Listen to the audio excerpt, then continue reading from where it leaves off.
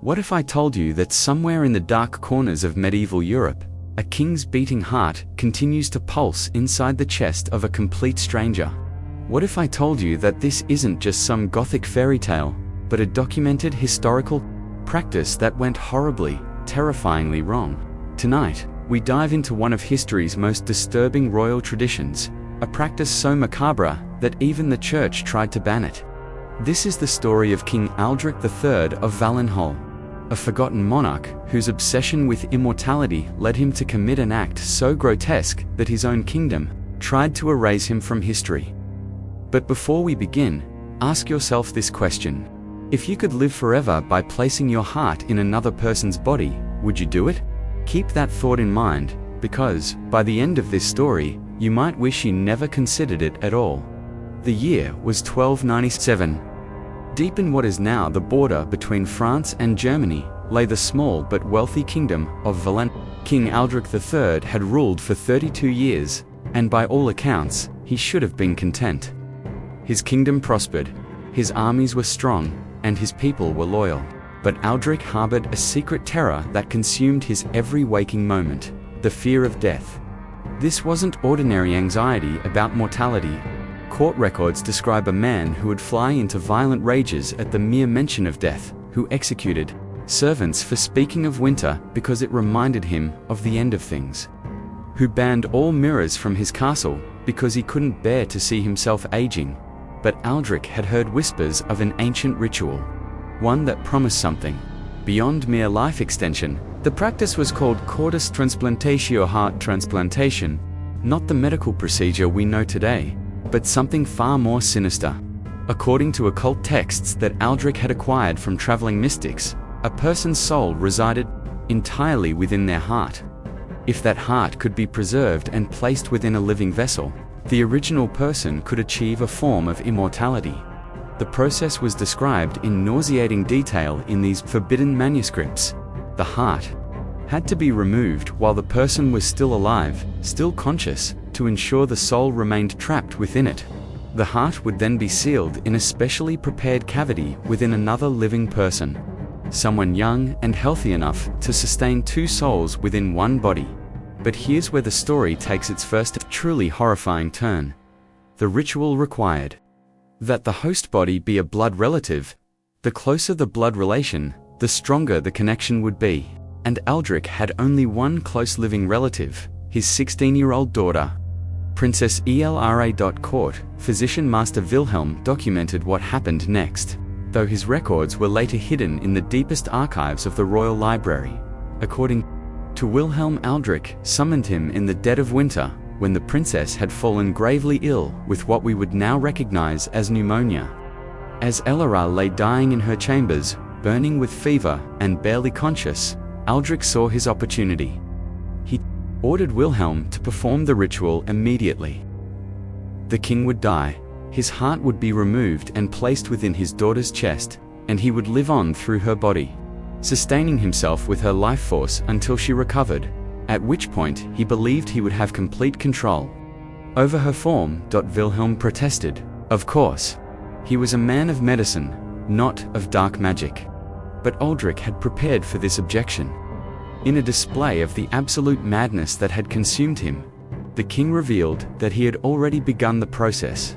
On himself, he had been taking increasingly large doses of a paralytic poison over the past week, not enough to kill him, but enough to slow his heart and prepare his body for what he believed would be temporary death. What Wilhelm saw when the king removed his robes was something that haunted him for the rest of his life.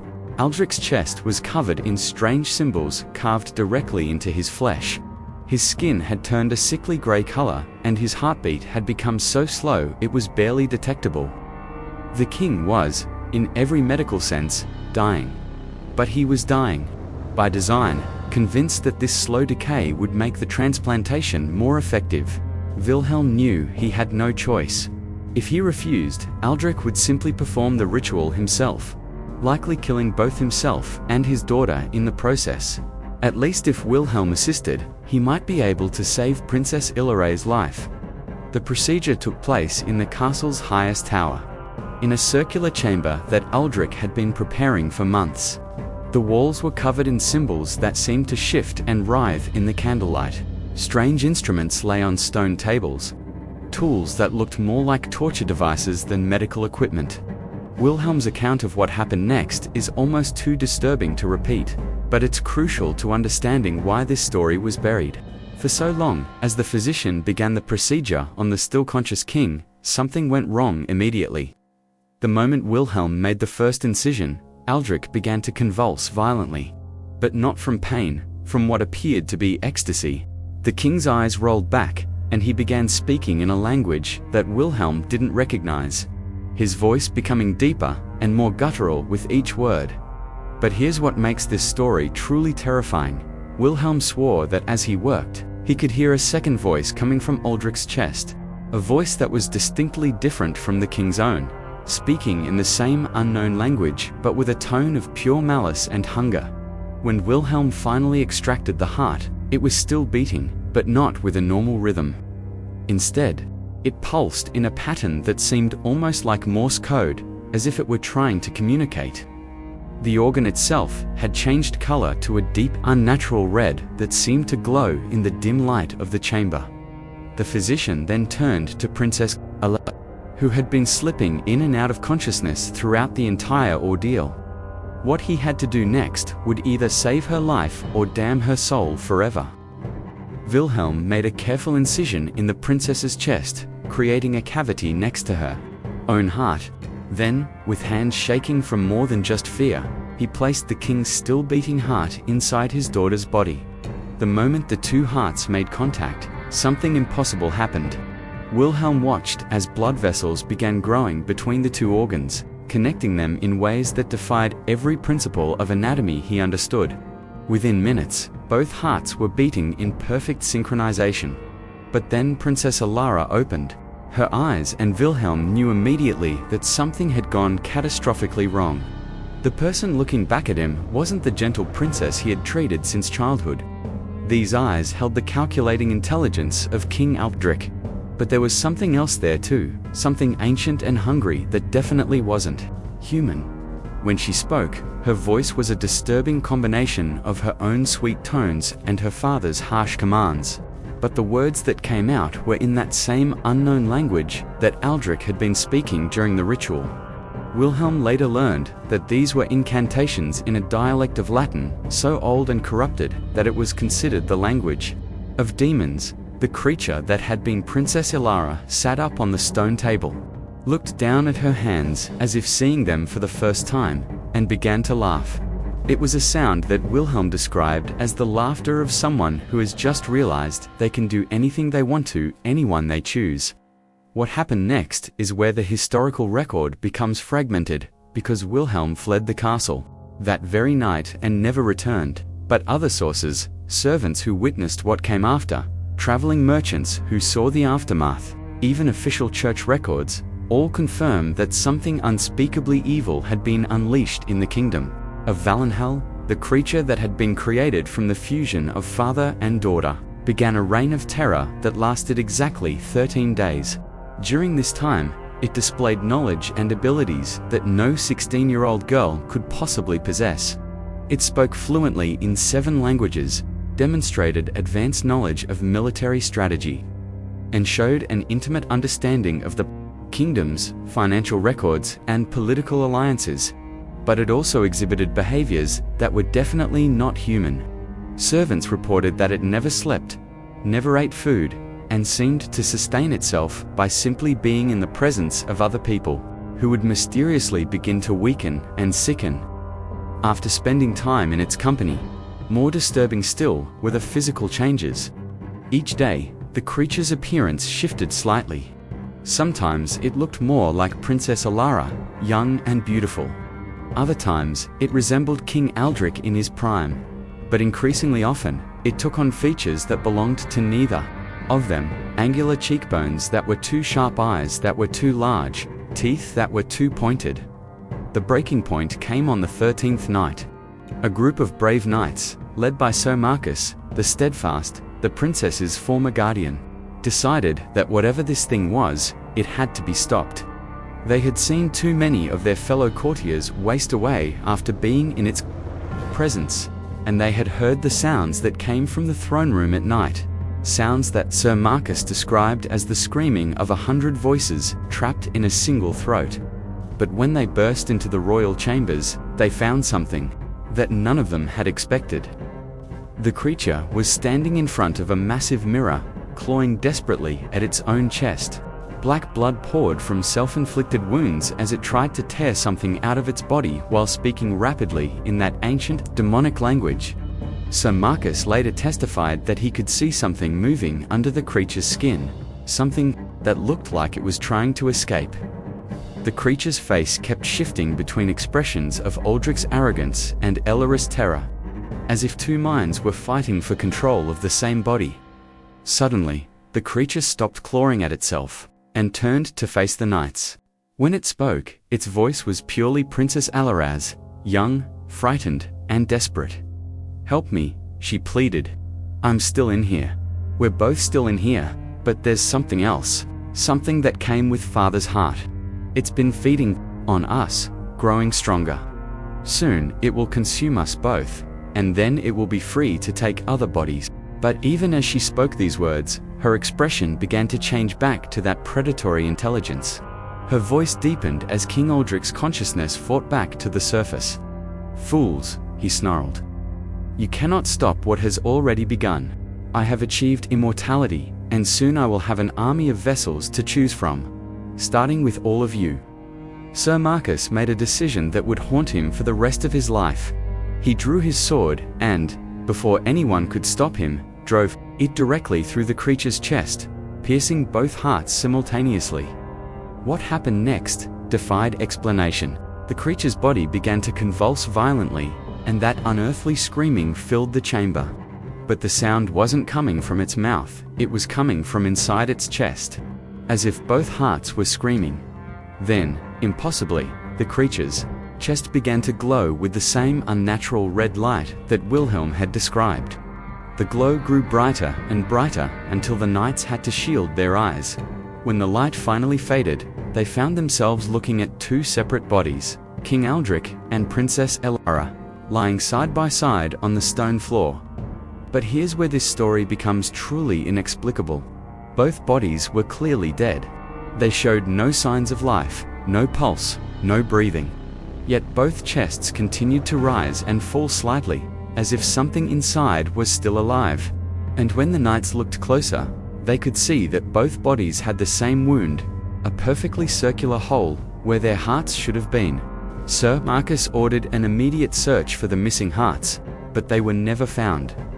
The bodies were examined by priests, physicians, and scholars from across Europe, but none could explain what had happened or where the hearts had gone. The official records state that both King Aldrich and Princess Elara died of a plague that swept through the castle, a lie constructed to hide the truth of what had actually occurred. The kingdom of Valenhall was absorbed by neighboring territories within the year, and the royal bloodline was declared extinct. But the story doesn't end there. Over the following decades, reports began to surface from across Europe of people who claimed to have hearts that weren't their own. These individuals would suddenly develop knowledge they had never possessed, speak in voices that weren't theirs, and display the memories and mannerisms of people who had died years earlier.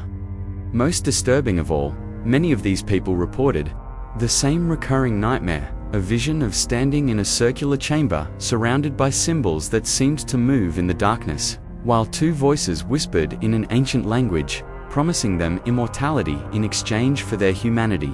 Church. Investigators who looked into these claims found a disturbing pattern. In every case, the affected individual had at some point visited the ruins of Valenhall Castle, ruins that officially didn't exist, having been demolished and the ground consecrated immediately after the incident. Yet travelers continued to report finding these ruins, always in slightly different locations, as if the castle itself was moving through the landscape in search of new victims. The most recent documented case occurred as recently as 1978, when a German archaeologist named Dr. Heinrich Weber claimed to have discovered the remains of Valenhall Castle while exploring medieval ruins in the Black Forest. According to his final journal entry, Dr. Weber found a circular chamber in the highest tower, with symbols carved into the walls and 2 stone tables in the center. On one of the tables, he found what appeared to be surgical instruments of medieval origin. On the other, he found a glass container filled with a red liquid that seemed to glow with its own internal light. Dr. Weber's body was found 3 days later by a search team. The cause of death was listed as cardiac arrest, but the autopsy revealed something that the official report classified as medically impossible. Dr. Weber's chest cavity contained 2 hearts, his own, and another that was far too old to belong to a living person, yet was still warm to the touch. The glass container from the castle was never found, though search teams looked for weeks. Dr. Weber's final journal entry, written in handwriting that was definitely not his own, contained a single line in medieval Latin: "The king has found his new vessel." So here's what we know, and here's what we don't. We know that King Aldrich III performed a ritual that was supposed to grant him immortality through his daughter's body. We know that something went horribly wrong, and that both of their hearts disappeared under impossible circumstances. We know that for over 700 years, people have reported encounters with something that claims to be the spirit of a dead king, searching for new bodies to inhabit. What we don't know is whether King Aldrich actually achieved the immortality he sought. We don't know if his heart and his consciousness are still out there somewhere, jumping from body to body, growing stronger with each new host. And we don't know if the ruins of Valenhall Castle really do move through the landscape, or if that's just the fevered imagination of people who have been touched by something they don't understand. But here's what should keep you awake tonight. If the reports are true, if King Aldrich really did find a way to preserve his consciousness in his heart, then he's still out there, still searching, still hungry for new vessels. And according to the pattern established by 7 centuries of documented cases, he's drawn to people who seek out stories like this one. People who are curious about the darkest corners of history. People who aren't satisfied with the official version of events.